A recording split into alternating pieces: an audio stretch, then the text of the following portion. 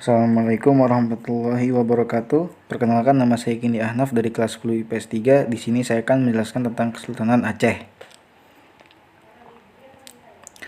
Awal mula Kesultanan Aceh didirikan oleh Sultan Ali Mughayat Shah pada tahun 1496. Pada awalnya, kerajaan ini berdiri atas wilayah kerajaan Lamuri, kemudian mendudukan dan menyatukan beberapa wilayah kerajaan sekitarnya mencakup Daya, Pedir, Lidi, dan Nakur.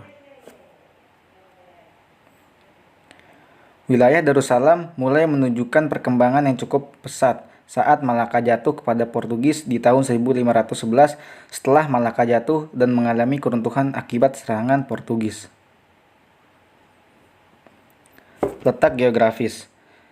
Secara geografis, Kesultanan Aceh terletak di utara Pulau Sumatera yang dekat dengan Selat Malaka dengan ibu kota Bandar Aceh Darussalam.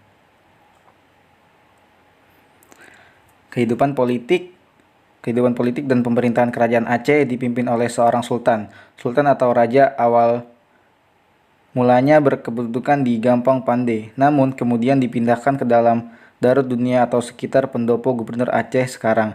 Ibu kota Kesultanan Aceh berada di Bandar Aceh Darussalam, namun pada tahun 1873 ibu kota dipindahkan ke Kumala di pedalaman Pide.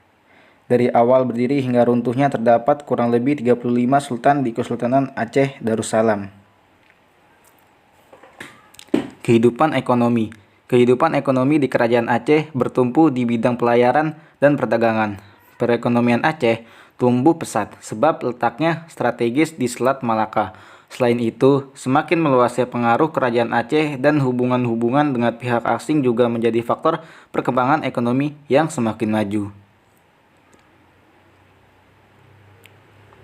Setelah itu, di bawah ini beberapa komoditas perdagangan Kerajaan Aceh meliputi lada, emas, minyak tanah, kapur, sutra, kapas, kapur barus, menyan, dan belerang. Dengan kemakmuran dan kemajuan di bidang perekonomian, Kesultanan Aceh kemudian tumbuh menjadi kerajaan Islam besar yang diperkuat oleh armada bersenjata yang besar dan kuat, terutama armada lautnya. Kehidupan sosial dan budaya. Letak Aceh yang strategis menyebabkan perdagangannya maju pesat.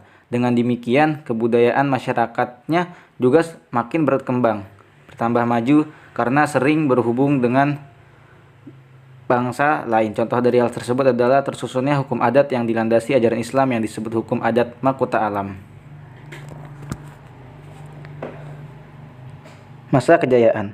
Setelah Kesultanan Iskandar Muda naik tahta, Kesultanan Aceh mengalami perkembangan pesat hingga mencapai puncak kejayaannya. Di bawah pemerintahan Sultan Iskandar Muda, kerajaan Aceh tumbuh menjadi kerajaan besar dan berkuasa atas perdagangan, bahkan menjadi bandar transit yang menghubungkan dengan perdagangan Islam di barat.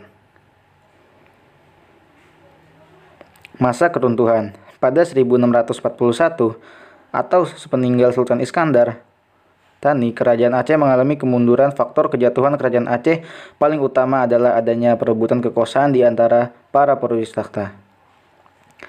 Pada masa pemerintahan raja terakhir kerajaan Aceh, Belanda terus melancarkan perang terhadap Aceh. Setelah melakukan peperangan selama 40 tahun, Kesultanan Aceh akhirnya jatuh ke pangkuan kolonial Belanda. Nah, setelah itu kita akan melihat dengan sejarah. Yang pertama ada Masjid Raya Baitur Rahman. Yang kedua ada Taman Sari Gunungan. Yang ketiga ada Benteng Indra Patra. Yang keempat ada Meriam Kesultanan Aceh. Yang kelima ada uang emas Kesultanan Aceh.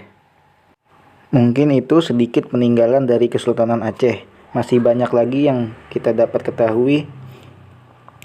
Mungkin itu saja. Sekian dari saya. Semoga bermanfaat. Wabillahi taufiq wal hidayah. Wassalamualaikum warahmatullahi wabarakatuh.